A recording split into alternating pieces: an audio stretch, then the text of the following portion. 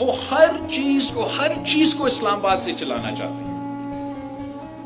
وہ گوادر کو بھی اسلام آباد سے چلانا چاہتے ہیں, وہ کراچی کو بھی اسلام آباد سے چلانا چاہتے ہیں. آپ لوگ بھگتنے آ رہے ہیں. آپ کو پتا ہے کہ کیا ہوتا ہے جب آپ کی قسمت کے سارے فیصلے, تمام فیصلے, شگر میں کیا ہوگا, کھپلو میں کیا ہوگا, دیامر میں کیا ہوگا, گلگت میں کیا ہوگا, اسکردو میں کیا ہوگا, وہ اسلام آباد والے جب فیصلے کرتے ہیں آپ نے تو اس کا نقصان بھگتا ہے.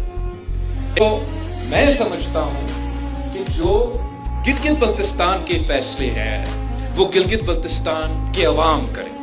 میں سمجھتا ہوں کہ جو سگر کا فیصلے ہیں وہ کوئی اسلام آباد میں بیٹھا ہوا بابو نہیں, وہ نام نہاد جو وزیر پھر رہا ہے آزاد کشمیر اور گلگت بلتستان. کیا فائدہ ہے آزاد کشمیر اور گلگت بلتستان کا کوئی وزیر رکھنا؟ ختم کرے اس وزارت کو. کہتے ہیں کہ وسائل نہیں ہے, وفاق کنگال ہو چکا ہے. اگر وفاق کنگال ہے تو سب سے پہلے وہ آزاد کشمیر اور گلگت بلتستان کا جو وزارت ہے نا وہ بند کریں.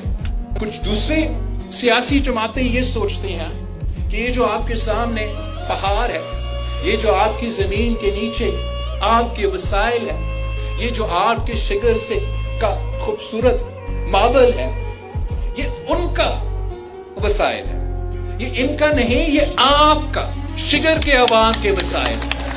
شگر کے عوام معاشی طور پہ ترقی کریں گے. اگر گلگت بلتستان کے عوام معاشی طور پہ ترقی کریں گے تو میں لکھ کے دے سکتا ہوں کہ اسلام آباد بھی ترقی کرے گا.